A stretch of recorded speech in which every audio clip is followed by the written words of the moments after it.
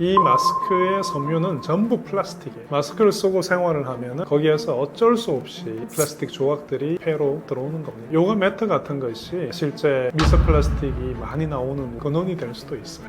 물로 씻는 분들이 꽤 많은데 이게 훨씬 더 위험한 행동이에요. 똑똑한 스푼 구독자 여러분 반갑습니다. 저는 고려대학교 화학과에서 일을 하고 있는 이광일이라고 합니다. 이런 영상을 찍으면 소위 어그로를 끌기 위해서 썸네일에 화학자가 뭐 냉동밥을 절대 먹지 않는 이유 이런 식으로 이제 나오긴 하는데 실제 냉동밥을 드셔도 되는데 밥을 이제 냉동을 할 때 되도록이면 플라스틱 용기에 하지 마시라는 거죠. 많은 분들이 밥을 작은 플라스틱 용기에 담고 소분을 하지 않습니까? 그 다음에 이 플라스틱 용기를 전자레인지에 넣고 그냥 데우는데 그 과정 속에서 플라스틱들이 많이 떨어져 나와요. 되도록이면 유리 용기 같은 데다가 밥을 보관을 하시고 데울 때도 유리 용기에서 데우신다면은 저는 거기에 대해서는 아무런 불만이 없습니다. 플라스틱에 내가 먹는 음식을 되도록 닿지 않게 하는 것. 그리고 이제 플라스틱 중에서도 다회 용기는 괜찮은 경우가 꽤 많이 있어요. 플라스틱 용기가 재질이 좀 단단해서 거기에서 미세 플라스틱이 잘 떨어져 나오지 않는 재질이라고 한다면 사용해도 되는데, 하지만 그런 용기라고 하더라도 낮은 온도와 높은 온도를 너무 왔다 갔다 하는 것은 좋지 않다, 이렇게 제가 말씀드리고 싶고요. 실제로 우리가 건강해지기 위해서 집에서 이제 요가 매트 같은 걸 두고 거기서 운동도 하고 그러지 않습니까? 요가 매트 같은 것이 실제 미세 플라스틱이 많이 나오는 근원이 될 수도 있어요. 오랫동안 사용하면은 재질이 약해지고 거기에서 이제 먼지가 생기고 우리가 공기로 흡입을 하게 되면 그것을 통해서 또 미세 플라스틱 많이 들어오고요. 코로나 시절에 우리가 마스크 쓰는 습관을 아직도 계속 갖고 계신 분들이 많이 있는데, 우리가 일반적으로 쓰는 이 마스크는 전부 플라스틱으로 만든 겁니다. 플라스틱을 녹여가지고 그걸 이제 바람을 불어주면 실이 만들어져요. 그 다음에 이 실을 뿌려서 부직포를 만들어서 마스크를 만드는데, 이 마스크의 섬유는 전부 플라스틱이에요. 마스크를 쓰고 생활을 하면은 거기에서 어쩔 수 없이 플라스틱 조각들이 폐로 들어오는 겁니다. 꼭 필요한 경우가 아니라면은 마스크를 쓰지 않는 것이 좋겠습니다. 밥을 뭐 냉동 후에 전자레인지에 데워 드시는 건 아무 문제가 없습니다. 아무 문제가 없으니까 얼마든지 그렇게 하시고요. 화학 구조가 변하고 그럴 일도 없고, 그리고 밥을 하는 그 과정 중에 수용성 비타민 B나 C나 이런 것들은 대부분 다 파괴가 됐어요. 너무 걱정하지 마시고 그냥 전자레인지를 써서 드시면 되겠습니다. 하지만 이제 데울 때 유리 용기로 또는 도자기 재질로 드시면 좋겠습니다. 우리가 음식을 오랫동안 보관하기 위해서 냉장고를 많이 쓰죠. 많이 쓰는데 실제 냉장고의 온도가 4도 미만, 이 정도 온도가 오랫동안 유지가 되면 실제는 미생물이 자라는 속도가 좀 느려집니다. 여기서 이제 우리가 기억을 해야 되는 것은 미생물이 자라는 속도가 느려진다는 것이 자라지 않는다는 뜻이 아닙니다. 뭐 4도보다 좀 더 높은 온도가 되어버린다고 한다면은 실제 굉장히 빨리 미생물이 증식을 하죠. 예를 들자면 우유를 사서 우유 뚜껑을 열고 우리가 보관을 합니다. 그것이 설령 멸균유라고 그러죠. 먼 나라에서 온 그 멸균유 같은 경우에는 세균을 하나도 없이 다 죽인 그런 상태지만 이제 뚜껑을 딱 여는 순간 그때부터는 우리 주변에 있는 세균이 얼마든지 들어갈 수가 있어요. 역시 또 젊은 분들이 멸균유를 사면 뭐 상하지 않는다 이런 생각을 많이 하시고 그걸 사서 냉장고에 보관 안 하고 뭐 밖에 보관하는 그런 경우도 있고, 그런데 그건 굉장히 위험한 행동이고, 냉장고에 보관을 하더라도 온도가 4도보다 높아진다 그러면은 일주일, 2주일 이렇게 시간을 오랫동안 두시면 안 돼요. 빨리 소비를 하는 것이 맞고요. 냉장고 속에서 이제 세균이 살 수 있다는 것을 잘 이해를 하시면은 그때부터는 우리가 음식을 보관할 때 좀 조심을 하실 것 같은데, 특히 제일 조심해야 되는 것이 갈아놓은 고기예요. 마트에서 사오는 그런 육류는 사오고 나서 하루 이틀 내에 반드시 소비를 해야 돼요. 고기를 갈아 놓는다는 것은 칼의 날이 고기를 좀 다져 놓는 거잖아요. 그러니까 고기의 표면적이 굉장히 큽니다. 표면적이라는 것은 어떤 표면적이든 간에 거기에는 세균이 붙을 수가 있어요. 이 갈아 놓은 고기를 정말 한번 제가 드린 드리는 말씀이 진짜인지 아닌지 한번 테스트를 해보고 싶으면은 일주일만 냉장고에 갈아놓은 고기를 한번 두어보세요. 색깔이 갈색이나 심지어 녹색으로 변할 텐데 이때 이 세균이 굉장히 무서운 일을 할 수가 있어요. 이 세균은 소위 독소를 뿜어내는데 여러분들이 얼굴에 주름이 생겨서 병원에 갔을 때 맞는 보톡스 주사 있지 않습니까? 그게 실제 이 보툴리늄 독소라는 것인데 갈아놓은 고기에서 생기는 이 세균이 그 독소를 만듭니다. 고기를 완전히 익히지 않고 드신다든지 했을 때 뱃속에서 이 독소가 작용을 하면 어떻게 되겠어요? 뱃속이 멈춰버리겠죠. 마비가 되니까. 그게 바로 햄버거병입니다. 집에서 갈아놓은 고기나 어떤 육류라도 너무 오랫동안 냉장 보관을 하면 안 되고 냉동 보관이라면은 밀봉을 철저하게 하신다면은 심지어 몇 개월까지 보관을 할 수도 있겠죠. 냉장 보관하실 때 그런 거 좀 조심하면 될 것 같고요. 또 조심하셔야 될 게 닭고기 같은 것도 밖에서 사온 게 더럽다는 생각을 많이 하시죠. 칼도 닿았고 밖에 진열해 놨기 때문에. 그래서 집에 와서 이걸 물로 씻는 분들이 꽤 많은데 이게 훨씬 더 위험한 행동이에요. 물로 씻으면 수분이 생기지 않습니까? 고기의 표면에 수분이 있으면 고기에서 녹아 나오는 그런 어떤 양분들 그리고 수분 이게 완벽하죠. 세균들이 잘 살 수 있어요. 식중독에 걸릴 굉장히 위험한 행동이라고 생각하시면 될 것 같고요. 요리를 하기 직전에 씻는 것은 괜찮죠. 하지만 그것을 씻어서 보관을 하는 것은 좋은 방법은 아닙니다. 그 전자레인지에 대해서 세간에 굉장히 오해가 많습니다.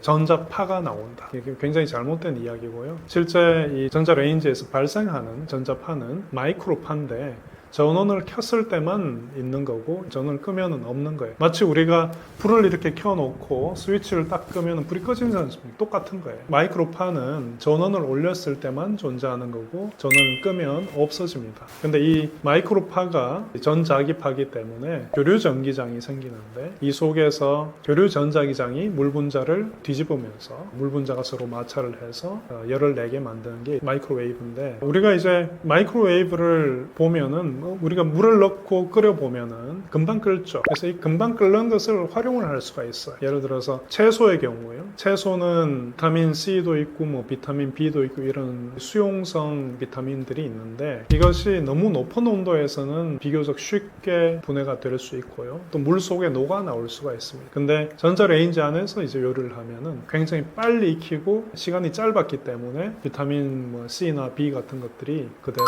남아 있을 수가 있어요. 그러니까 예를 들어서 브로콜리를 익혀서 드시겠다.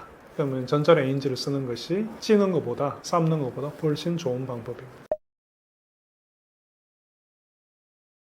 녹말에는 두 가지 녹말이 있습니다. 선형적으로 생긴 녹말이 있고 마치 나무 가지처럼 이렇게 뻗어 있는 그런 녹말이 있는데 선으로 생긴 이 녹말은 평소에 있을 때 나선형으로 꼬여서 있습니다. 근데 이런 나선형으로 꼬여 있는 녹말 형태는 우리가 먹어도 소화를 잘 못 시키는데요. 쌀을 요리를 하면 어떤 일이 생기냐면 쌀 속에서는 제가 지금 조금 전에 얘기했던 녹말들이 꼬여 있는 상태. 근데 밥을 하면 여기 물이 들어가면서 이런 녹말들이 풀어 헤쳐집니다. 이거를 냉장고에 다시 넣고 내버려 두게 되면 냉장을 하건 냉동을 하든 간에 실제 냉장을 하는 경우에 더 그런 경우가 많은데 냉장을 해주게 되면은 풀려져 있던 녹말이 다시 꼬이게 돼요. 이걸 짧게 전자레인지를 사용해서 돌리게 되면 완전히 다 풀리질 못하는 거죠. 그래서 일부의 녹말은 꼬여있는 상태로 그대로 있으니까 우리가 소화를 못 시키는 거죠. 냉동밥을 전자레인지에서 짧게 돌려서 드시는 것은 녹말을 100% 다 소화를 못 시키기 때문에 다이어트에 도움이 될 수도 있는 거죠. 근데 건강이 안 좋으신 분들이 냉동밥을 전자레인지에서 짧게 돌려서 드시는 것은 별로 좋은 방법은 아니죠. 특히 병 후에는 모든 영양소를 다 섭취를 해야 되는데 이제 몸이 안 좋으시다, 병 후다 이럴 때는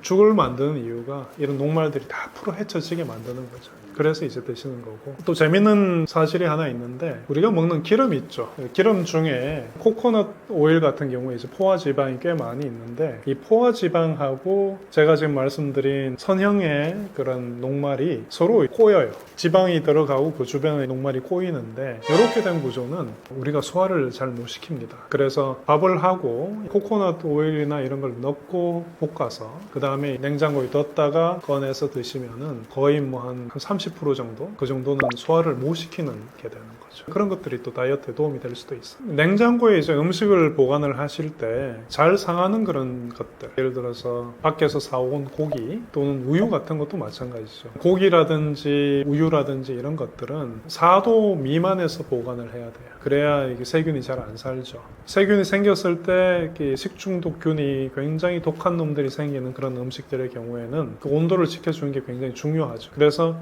우유 같은 경우는 문에 두면 안 되는 거죠. 요즘 냉장고 문이 보면은 밖에서 열 수 있는 문에 두는 부분이 있지 않습니까? 근데 여기에는 온도가 꽤 높아요. 4도보다 훨씬 높고 여름에는 특히 문을 여닫는 경우가 많기 때문에 문 근처에 있는 음식들은 꽤 높은 온도에 보관이 되는 셈이죠. 그러니까 이런 우유라든지 고기 같은 것을 이 문 가까이 두는 것은 별로 좋은 생각이 아니고, 그리고 냉장고에서 높은 위치에 있는 것보다는 아래에 있는 것이 더 차갑죠. 온도가 더 높은 부분이 이제 위에 있으니까. 그러니까 잘 보관해야 되는 것, 차갑게 보관해야 되는 것은 냉장고의 밑부분에 보관을 하는, 또 깊숙한 부분, 그런 데 보관하는 것이 좋겠습니다. 화장실이 더러워지는 진짜 이유는 무엇인가요? 화장실을 더럽게 만드는 요인은 사람이죠. 사람이 화장실에서 하는 행동이 몸을 씻고 용변을 보는 것인데, 몸을 씻으면서 땀샘에서는 그냥 땀이 주로 나오겠지만 이 모공에 매달려 있는 피지샘도 있고, 또 모공에 이제 아포크린샘이라는 게 있습니다. 우리 몸에서는 피지도 나오고 단백질도 나오고 각질도 굉장히 많이 떨어져 나오죠. 각질은 거의 대부분이 이제 케라틴이라는 단백질로 이루어져 있어요. 그러니까 단백질하고 지방이 우리 몸에서 떨어져 나오는 오염물인데, 이런 것들이 세균의 입장에서 보면은 먹이죠. 우리도 지방이나 단백질 좋아하잖아요. 세균도 좋아한단 말이에요. 세균 입장에서 음식물을 먹으면서 사니까 화장실은 더러워질 수밖에 없는 건데, 이런 노폐물들을 세균이 분해를 하다 보면은 거기에서 뭐 암모니아도 나오고 황화합물, 방귀 냄새 같은 거 있죠. 이런 것도 이제 황화합물인데, 또 식초 냄새가 고약하듯이 우리 몸에서 나오는 지방산이 분해가 되면 굉장히 짧은 유기산이 만들어져요. 이런 것들이 냄새가 아주 고약합니다. 청어통조림 있잖아요. 그 냄새가 바로 유기산이고요. 가을에 은행 있죠. 은행 껍질, 거기에서도 역시 유기산이 존재하는데 그 냄새가 아주 고약해요. 그래서 화장실에 그런 냄새가 날 수밖에 없고, 그 다음에 이제 우리가 용변을 보게 되면은 변기 물을 내리게 될 때 이때 실제 비말이 생깁니다. 용변 속에는 아직 분해가 덜 된 세균 입장에서 먹고 살 수 있는 지방, 단백질도 있고 탄수화물도 있죠. 이런 것들이 비말이 돼서 떠올라서 화장실의 벽이나 심지어 천장까지 달라붙게 되는 거죠. 세균 입장에서 먹고 살 수 있는 먹이가 온갖 곳에 붙어 있는데, 여기에다가 우리가 한 가지만 더 더하면 되죠. 실제 두 가지겠네요. 온도를 좀 더 따뜻하게 해주고 그 다음에 습기를 주는 거죠. 습기가 주어지면 생명체는 잘 살 수 있습니다. 먹이 있죠, 습기 있죠. 그럼 무조건 잘 사는 거죠. 그러니까 화장실이 더러워집니다. 락스 대신 쓰면 좋은 화장실 청소 꿀템이 있나요? 많은 분들이 청소를 할 때 락스를 많이 사용하십니다. 락스가 굉장히 좋은 살균제고 표백제죠. 화장실에서 청소를 할 때 락스를 많이 사용하는데, 락스는 굉장히 좋은 살균제지만은 세정력이라는 측면에서는 아주 뛰어나다고는 할 수가 없어요. 실제 우리가 락스로 청소를 했을 때 워낙에 이 락스가 표백 작용이 좋다 보니까 설령 변이 묻어 있어도 락스가 지나가고 나면 없는 것처럼 하얗게 보이는 거죠. 오염물이 아직 남아있는 상태인 경우가 많고요. 락스 같은 경우에 어떻게 만드는지를 잠깐 말씀드리면은 NaOH 같은 수산화트륨, 염기성 물질하고 염소기체 Cl2, 이 둘을 반응을 시켜주면 락스가 만들어집니다. 근데 락스가 만들어지는 과정이 정반응이라고 한다면은 화학 반응에는 반드시 역반응도 있어요. 용기가 있으신 분은 락스통의 뚜껑을 열고 냄새를 한번 맡아보세요. 아주 매캐한 냄새가 날 겁니다. 이게 바로 염소기체예요. 이제 우리가 락스를 5만 대 다 뿌려놓고 사용을 하다 보면 염소기체가 소량 생깁니다. 뿌려놨기 때문에 염소기체가 생기는 것들이 이제 기화가 돼서 화장실 안에 염소기체가 떠 있을 수도 있고요. 그 다음에 이런 화장실에는 암모니아 같은 성분도 있지 않습니까? 암모니아하고 또 염소기체가 만나면 클로라민이라는 굉장히 유독한 물질을 만들어냅니다. 이런 염소기체라든지 클로라민 같은 것들 때문에 화장실을 이제 환기를 안 하고 락스를 사용을 했을 때 그런 것들을 계속 마시게 되니까 건강에 아주 안 좋을 수가 있죠. 두 가지 측면, 락스를 사용했을 때 아직 청소가 완전히 안 됐는데 되었다고 생각하는 부분, 그리고 건강에 좀 안 좋을 수 있다는 부분, 이런 것 때문에 기왕이면 락스를 사용하는 것을 피하는 게 좋을 수도 있죠. 특히 이제 기관지가 안 좋은 그런 분들의 경우에. 이런 분들한테 추천드리는 것은 이 오염물의 조성을 한번 생각을 해보자. 결국은 지방이 있고 단백질이 있는 거죠. 근데 이 지방 부분은요, 산성이에요. 유기산. 그래서 염기성 물질로 청소를 하면은 잘 지워집니다. 중화가 되면서 이제 비누화 반응을 하면서 잘 씻겨 나갑니다. 그 다음에 단백질은 염기성 물질하고 닿으면 단백질이 잘게 분해돼서 쪼개져서 잘 씻겨 나가. 자, 이제 화장실에 또 하나 더 남아있는 걸 생각을 해보면은 물 속에는 그 석회석 성분이 녹아있다고 제가 말씀드린 적이 있는데 물이 마르고 나면은 남는 게 석회석이죠. 이 물 속에 들어있는 칼슘 이온이나 마그네슘 이온이 비누하고 만나게 되면은 비누때를 만듭니다. 이 비누때는 물에 안 녹아요. 이런 비누때와 석회석 같은 것들은 산성 물질로밖에 녹일 수가 없습니다. 그러니까 이러한 비누때와 석회석을 없애기 위해서 산성 물질, 뭐 식초라든지 구연산 이런 것들을 쓰면 되시고요. 지방 없애고 단백질 없애는 데는 염기성 물질. 제가 이제 유튜브에 나와서 추천하는 염기성 물질이 워싱소다예요. 탄산소다라고 부르기도 하고요. 탄산나트륨입니다. 근데 이 물질을 사용을 하면 베이킹소다보다 염기성이 더 강해요. 그래서 청소가 꽤 잘 됩니다. 그런 식으로 이제 번갈아 가면서 산성 물질로 청소하고 씻어주고 염기성 물질로 청소하고 씻어주면 거의 대부분 오염 물질은 다 제거할 수 있죠. 청소를 다 했는데 또 세균이 생기고 그럼 속상하잖아요. 그 다음에는 관리를 해주면 좋겠다. 세균이 잘 생기지 않도록 했으면 좋겠다. 그래서 이제 제가 제안하는 것이 과탄산소다라는 게 있어요. 빨래할 때 쓰는 표백제인데 이 과탄산소다에는 워싱소다하고 과산화수소가 같이 있는 거예요. 이 과탄산소다를 화장실에 구석 같은데 물이 튀고 세균이 잘 생기는 부분에 조금씩만 뿌려놓는 거예요. 그러면 물방울이 혹시 딱 튀어 들어오면은 세균이 살아나려고 하다가 과탄산소다가 녹죠. 그러면서 과산화수소가 흘러나와서 세균을 죽여버려요. 그러니까 화장실에 세균이 안 생기니까 화장실이 더러워질 일이 없죠. 그런 식으로 이제 관리를 좀 해줄 수가 있겠습니다.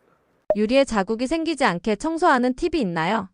특히 이제 거울에 흰 자국들이 많이 생기는데 그 흰 자국이 뭐냐 생각을 해보면 뻔한데요. 물방울이 튀어서 마르면 생기는 것이 석회석이에요. 석회석이 있는 거죠. 또 세수를 하다가 또 튀겠죠. 그럼 그 속에는 뭐가 있겠습니까? 비누때가 있습니다. 그러니까 비누때와 석회석이 거울에 많이 튀게 되는데 이런 것들은 그냥 구연산으로 닦아주면 됩니다. 구연산을 물에 좀 녹여서 닦아주고 그리고 맨 마지막에 샴푸 한 방울 이런 걸로 닦아주면 그리고 완전히 말려주면 거울은 아주 깨끗하게 유지가 될 겁니다. 그리고 이제 샤워실 유리 같은 경우에는 거기는 이제 더러운 게 많죠. 몸에서 떨어져 나온 것도 있고 비누때도 있고 석회석도 있고 그 경우에는 제가 아까 화장실 청소할 때 산성 물질 한 번, 염기성 물질 한 번 이렇게 청소하듯이 이렇게 번갈아 하시면 될 것 같습니다. 화장실 줄눈때 없애는데 콜라가 효과적이라고 하는데 어떻게 생각하시나요?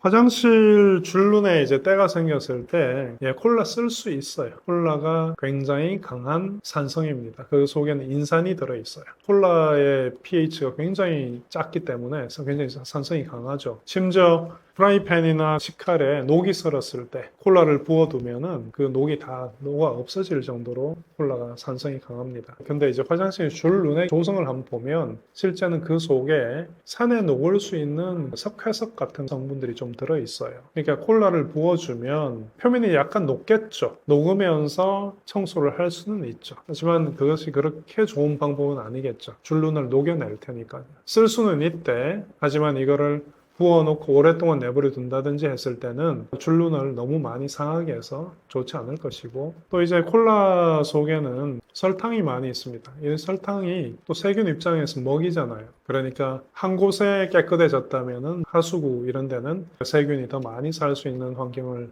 조성해 줄 수도 있으니까 콜라 굳이 그렇게 쓰지 않으셔도 좋을 것 같고요. 콜라를 쓸 바에는 뭐 식초라든지 구연산을 쓰는 것이 차라리 낫겠다. 이렇게 말씀드릴게요. 화학물을 안전하게 쓰는 방법은 무엇이 있나요? 최근에 응급실에서 근무하시는 의사분하고 같이 촬영을 한번 한 적이 있는데 말씀하시는 게 락스 사고가 그렇게 많다고 합니다. 응급실에 오시는 분들이 실제 어떤 분은 이제 음독을 하시는 그런 경우도 있지만은 그뿐만 아니라 화장실에서 청소를 하다가 락스 때문에 이제 오시는 분이 있는데 많은 경우가 락스를 사용할 때 문을 닫아놓고 쓰는 것, 환기를 하지 않고 이제 그게 가장 크고 락스하고 식초를 섞어 쓰는 분들이 있어요. 굉장히 위험해요. 락스하고 식초 섞으면 염소기체가 그냥 생깁니다. 이 염소기체가 우리를 죽일 수도 있는 그런 독극물이니까 이 락스하고 산성물질은 절대 섞어 쓰면 안 되고 또 락스를 붓고 빨래를 삶는 분들 락스를 끓는 물에 두게 되면은 염소기체가 많이 생깁니다. 그것도 굉장히 위험하죠. 시골에서 넓은 그런 공터에서 끓인다면 그거는 괜찮죠. 하지만 집 안에서 빨래를 락스를 붓고 삶는다? 그건 정말 병원 갈 준비하시는 거예요. 그런 건 안 하셔야 돼요. 또 이제 락스하고 과탄산소다 또는 락스하고 과산화수소 이런 것들 섞으면요 폭발을 합니다. 굉장히 급격하게 산소 기체가 생기는데 이게 튀거나 그랬을 때 운이 나쁘면 실명을 할 수도 있고 그러니까 결국 이 화합물을 안전하게 쓰는 방법은 섞지 않는 것 그리고 원액 그대로 쓰지 않는 것 락스 같은 경우도 아주 많이 묽히잖아요 그런 묽힌 희석액으로 과일을 닦아서 세균을 죽이는 용도로도 쓰니까요 그러니까 진하게 쓰지 않는 게 굉장히 중요하고 섞지 않는 것 화학을 정말 잘 알아서 뭐 제가 쓴 책이나 이런 걸 보면서 따라 하시는 분은 괜찮겠지만은 그거를 잘 모르는 상태에서 이것저것 섞는다. 화합물들은 찌개 아니거든요. 찌개 만들듯이 막 섞어 쓰면 안 됩니다. 그러니까 모를 때는 그냥 한 가지 성분만 쓰고 그래도 모르겠다. 그냥 시판되는 제품 쓰시는 게 맞는 거예요. 우리 몸에 플라스틱이 쌓이는 이유는 무엇인가요? 우리 몸에 플라스틱이 쌓이는 이유는 실제는 굉장히 다양한데요. 먼저 우리가 먹는 많은 음식들이 플라스틱 용기에 담겨서 오죠. 그리고 실제 바다에서 많은 플라스틱들이 분해가 되고 마모가 되고 그러는데 이런 미세 플라스틱들이 바다 표면에 많이 있습니다. 이런 것들이 이제 구름 속에 들어오게 되면 결국 이게 비가 오게 될 거고 그러면 강이나 호수에 또 그리고 땅에 미세 플라스틱들이 실제 많이 뿌려지게 되죠. 그러면 물을 먹고 사는 그런 식물들이 또 미세 플라스틱들을 흡수할 수밖에 없고요. 우리가 이런 먹는 음식들이나 또 마시는 물이나 또 일상생활에서 또 미세 플라스틱도 굉장히 많이 발생을 하는데 이런 것들에서 완전히 자유로울 수는 없어요. 그 중에서 이제 제일 미세 플라스틱을 많이 흡수하는 루트가 있다고 한다면 주로 이제 물에서 많이 오죠. 배달 용기에 국물 같은 것들이 담겨오면은 배달 용기 표면에서 이제 미세 플라스틱들이 떨어져 나올 수도 있고 그리고 생수병이나 이런 데서도 병 표면에 플라스틱들이 아주 작은 것들이 매달려 있거든요. 이런 것들이 또 물에 떨어져 나와서 우리가 섭취를 하면 그것들이 우리 몸속으로 들어오는 거죠. 많은 분들이 이 미세 플라스틱을 마시거나 먹었을 때 또는 이제 호흡을 했을 때 대체 어떻게 이런 것들이 우리 몸에 세포까지 들어오느냐 이런 말씀들을 많이 하세요. 근데 그 루트를 한번 좀 생각을 해보면 음식을 먹으면 대부분은 실제는 변으로 가겠죠. 그런데 그 중에 일부가 소장에서 흡수가 돼요. 소장에서 흡수가 돼서 피를 타고 돌고 또 그 중에 일부는 이제 간에서 잡혀서 또 다시 변으로 나가는데 이 간에서 잡히지 않은 작은 것들이 피를 타고 돌다가 우리 세포까지 도달을 할 수밖에 없는 거죠. 생수병 속에 들어있는 미세 플라스틱의 양이 수돗물에 비해 50배가 더 많다는 연구 결과가 있는데요. 이유가 무엇인가요? 방금 말씀드렸듯이 강이나 호수에 미세 플라스틱들이 있을 수밖에 없다고 제가 말씀을 드렸지만 정수 과정에서 이런 미세 플라스틱들이 많이 또 제거가 됩니다. 수돗물로 오는 그런 물에는 미세 플라스틱이 그다지 많지가 않고 하지만 이제 생수병의 경우에는 이 플라스틱 통에서 담겨 오잖아요. 근데 이런 병들은 일회용으로 만든 것이고 표면이 조직이 조밀하지가 않습니다. 그래서 이런 플라스틱 표면에서 미세 플라스틱들이 떨어져 나올 수밖에 없어요. 이게 물에 이제 다시 분산이 돼서 섭취하게 되는 거죠. 미세 플라스틱을 99.9% 걸러서 물을 안전하게 섭취하는 방법이 있나요? 미세 플라스틱을 100% 그러는 방법은 한 가지밖에 없을 겁니다. 역삼투압 정수 방법이라고 들어보셨을 텐데 역삼투압 정수기를 써서 걸르면은 물론 미세 플라스틱 완전히 제거할 수가 있는데 근데 이런 정수기 굉장히 비싸죠. 많은 가정에서 이런 정수기를 쓰기는 좀 힘들 겁니다. 그래서 그 대안을 우리가 좀 생각을 해보면은 필터형 정수기 같은 것도 요즘 뭐 피처형으로 저렴하게 나오는 것들도 있고 그러니까 그런 것을 쓰면 미세 플라스틱 중에 한 100나노미터 정도, 그 정도보다 좀 더 큰 것들은 그래도 많이 걸러서 나갑니다. 그러고도 좀 더 남아있는 미세 플라스틱은 실제는 우리가 물을 끓이면 물 속에 석회석 성분이 좀 녹아 있는데요. 이런 석회석 성분은 굉장히 특이한 특징이 있는데 낮은 온도에서는 잘 녹아 있지만은 높은 온도에서는 외려 석출이 돼요. 근데 이런 것들이 물을 끓이게 되면은 이런 석회석 성분이 석출이 되면서 미세 플라스틱들을 붙잡고 같이 석출이 됩니다. 우리가 먹는 수돗물의 경우에도 끓이면 그 속에 있는 미세 플라스틱을 한 30% 정도까지는 제거할 수가 있고, 석회수라고 부르죠. 그런 경수의 경우에는 끓이면 90% 이상 미세 플라스틱이 제거가 됩니다. 그래서 어쨌든 피처형 이런 걸로 걸러서 드시는 것과 또 기왕이면 물을 끓여서 이 미세 플라스틱을 좀 제거하고 드시는 게 좋겠습니다. 어떤 유튜브를 하나 봤는데 유튜버가 뭘 했냐면요. 광학현미경이라는 게 있어요. 우리가 일반 생물 실험을 할 때 보는 그런 광학현미경인데 그런 광학현미경에다가 생수병 물을 붓습니다. 슬라이드 글래스 위에다 물을 한 방울 얹은 다음에 광학현미경을 이제 배율을 높여가지고 그 속에 뭐 미세 플라스틱이 있는지 없는지 이런 걸 보여주겠다. 그러면서 이제 보여준 영상이 하나 있었는데 없었어요, 아무것도. 근데 그분이 크게 오류를 범한 게 뭐냐 하면은 광학 현미경으로 볼 수 있는 것은 빛의 파장이 400나노에서 700나노미터 정도, 이게 이제 우리가 보는 가시광선인데 이 가시광선보다 큰 입자는 광학 현미경으로 볼 수가 있어요. 근데 그보다 작은 입자는 우리가 죽었다 깨도 볼 수가 없어요. 그래서 그런 것을 보려면은 전자현미경이라는 걸 가지고 봐야 되는데 또 이런 작은 입자의 경우에 물 속에 몇 개가 있는지 이런 것들도 실제는 이런 플라스틱이 가지고 있는 어떤 화학적 시그널 같은 것들이 있는데 그런 것들을 이제 보면서 미세 플라스틱이 있다 없다 이런 것을 우리가 카운트를 할 수가 있습니다. 어쨌든 광학현미경을 보고 물이 깨끗하다라고 하는 것은 굉장히 잘못된 오류라는 거죠. 실제로 우리가 마시는 생수 속에는 미세 플라스틱이 많을 수밖에 없습니다. 일상생활 속에서 우리가 미세 플라스틱 섭취를 줄이려면 어떤 점들을 특히 주의해야 한다고 보시나요?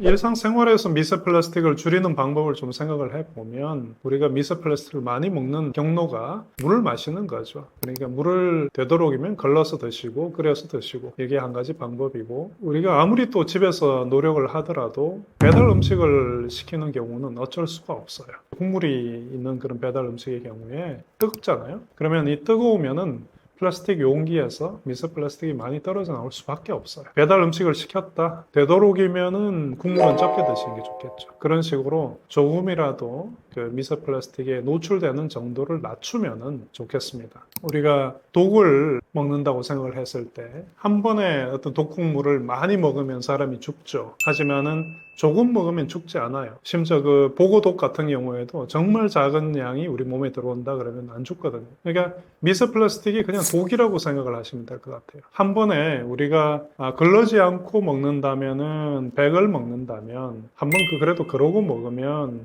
한 10 정도밖에 안 먹는 거죠. 그러니까 그만큼 희석을 해서 먹는 거니까 몸에 문제가 생기는 그 시점을 좀 더 뒤로 미룰 수가 있을 겁니다. 조금만 경각심을 가지고 생활하셨으면 좋겠고요. 요즘 우리나라 사람들 사람 대단하죠. 특히 젊은이들.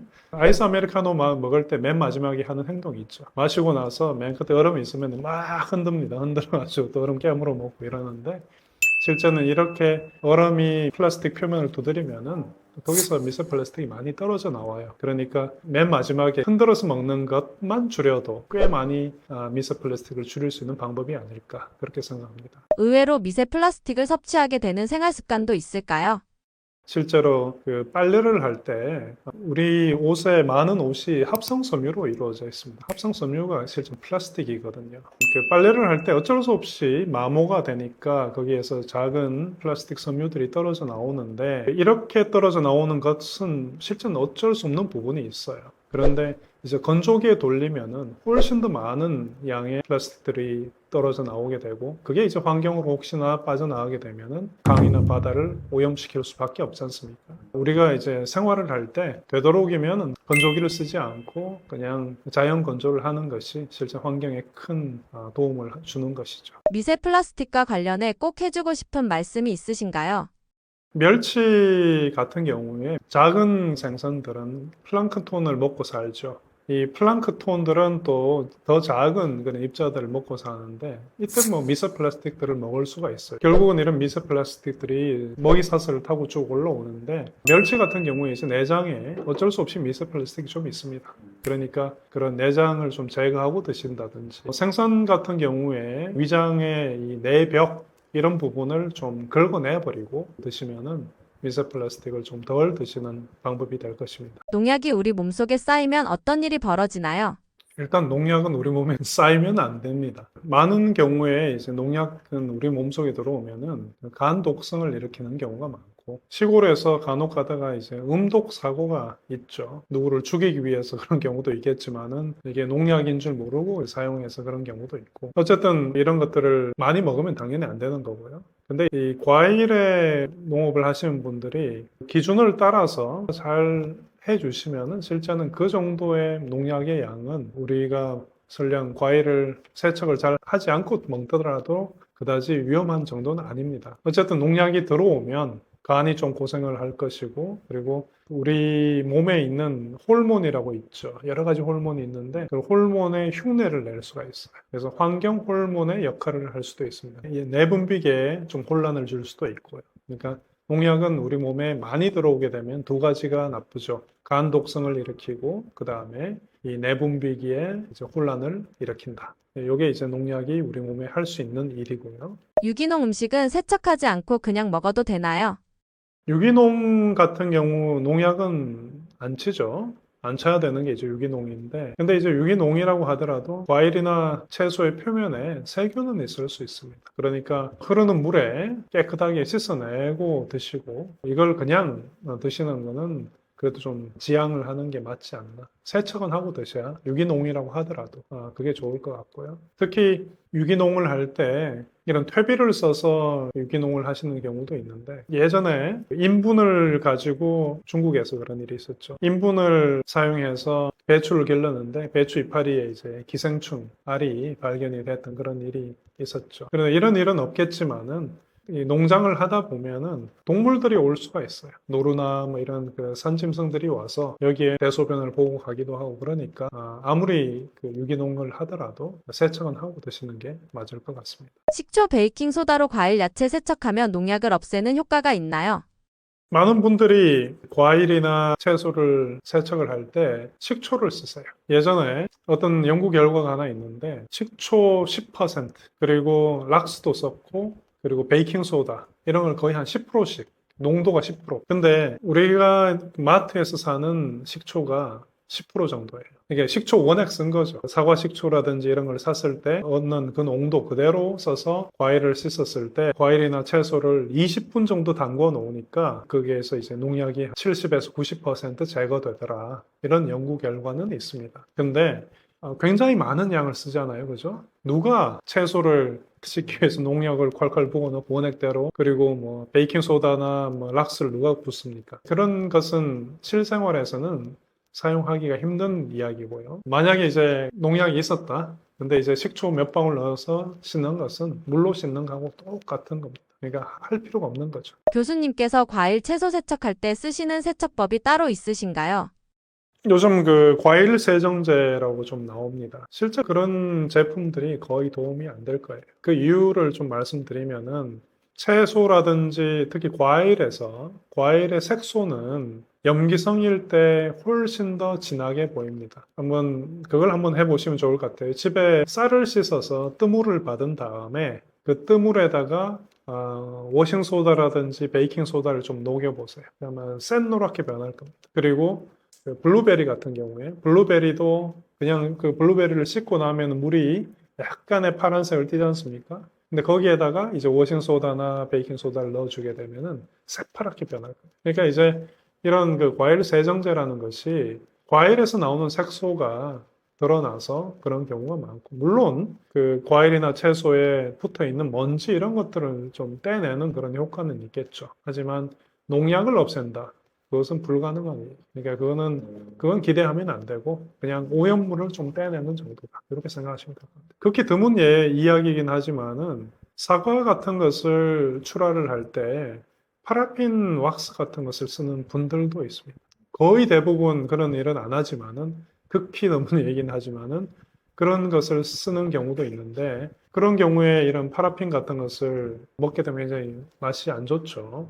파라핀을 제거하기 힘들 뿐만 아니라 만약에 이제 농약이 있었다면 과일의 표면에 그 이 파라핀 속이 그대로 갇혀 있는 거죠. 그런 것들의 경우에는 그런 과일을 만약에 선물을 받았다. 그럴 때는 이제 껍질을 다 깎아내고 드시는 게 속이 편할 것 같고요.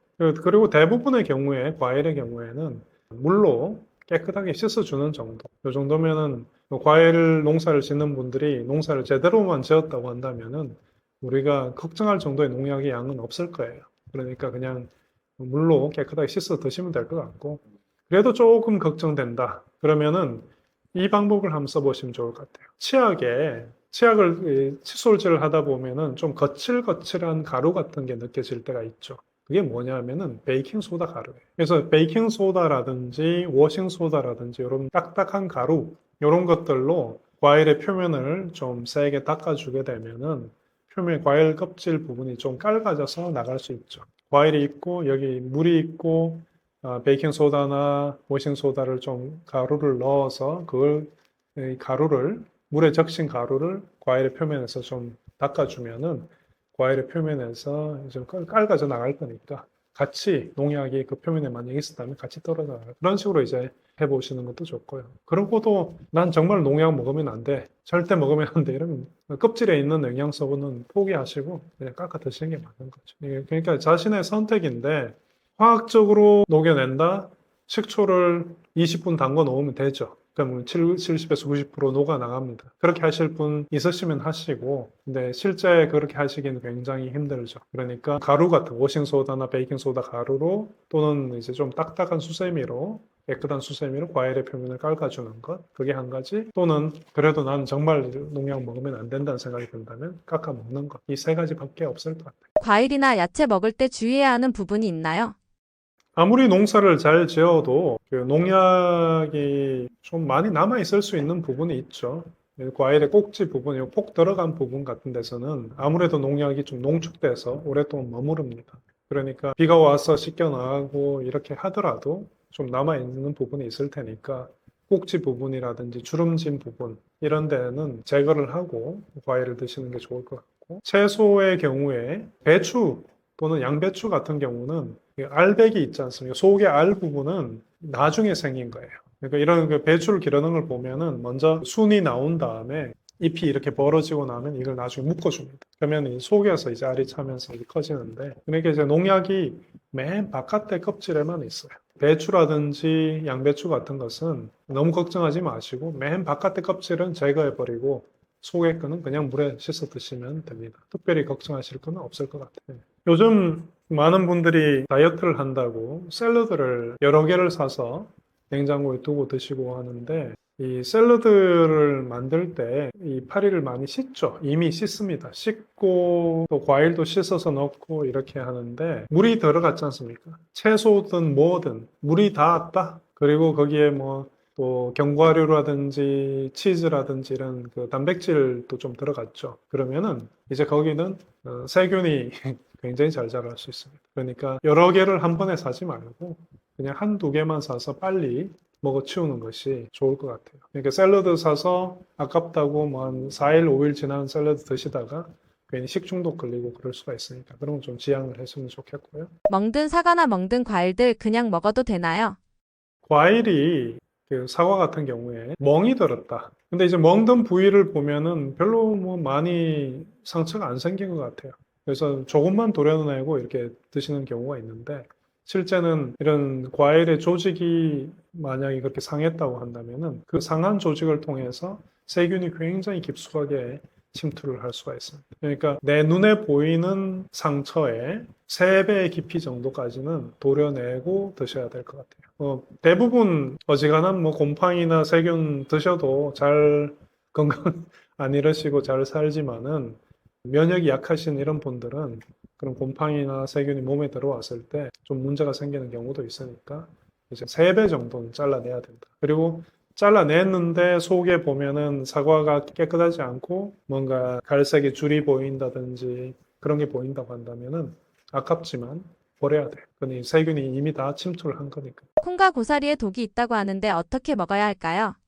우리가 먹는 음식 중에 원래 독을 가지고 있었던 그런 음식들도 있습니다. 예를 들어서 고사리. 고사리의 경우에는 생고사리에는 이 프타킬로사이드라는 화합물이 있는데 이게 우리 몸속에 들어오게 되면은 이 암을 유발하는 그런 물질입니다. 근데 고사리가 100g에 한 4g 이상 단백질로 이루어져 있어요. 채소치고 단백질이 굉장히 많은 그런 식품이죠. 그래서 이런 고사리를 드실 때는 아주 푹 삶아서 거기에서 이제 물을 계속 우려내야 돼요. 뜨거운 물에 오랫동안 삶아서 계속 우려내고 그리고 드시면은 이제 그 속에 들어있는 그 독극물 다킬로사이드라는 것이 완전히 제거가 될 거고요. 또 요즘 다이어트 한다고 이제 샐러드 드실 때 강낭콩 삶아서 같이 넣어서 드시는 그런 경우도 있는데 이런 강낭콩은 완전히 익히지 않으면은 그 속에 이제 렉틴이라는 그런 단백질이 있는데 이게 몸에 들어오면 독입니다. 그러니까 푹 삶으면은 우리가 먹을 수 있는 단백질이고 근데 이게 덜 삶긴 그런 물질이면 우리 몸속에 들어왔을 때 식중독을 일으킬 수 있는 물질이니까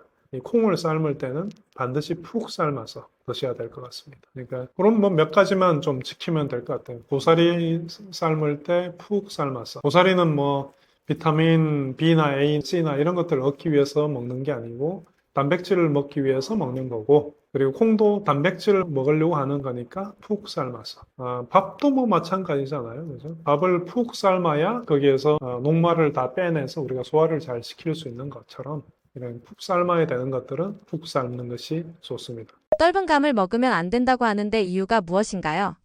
감 같은 경우에 떫은 감, 떫은 감을 굳이 드시려고 안 하는 게 좋을 것 같아요. 떫은 감에는 탄닌이라는 성분이 굉장히 많습니다. 이 탄닌은 단백질하고 탄닌이 만나면은 단백질을 침전을 만들어 버려요.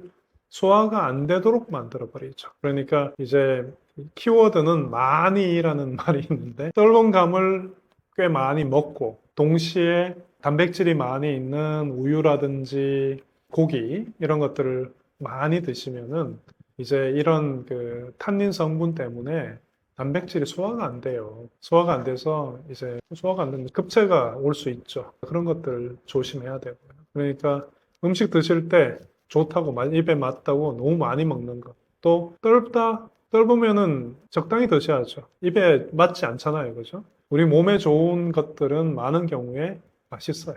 그러니까 뭔가 좋지 않은 맛이고 내가 거부하는 그런 것들이면 너무 많이 안 드시는 게 맞을 것 같습니다.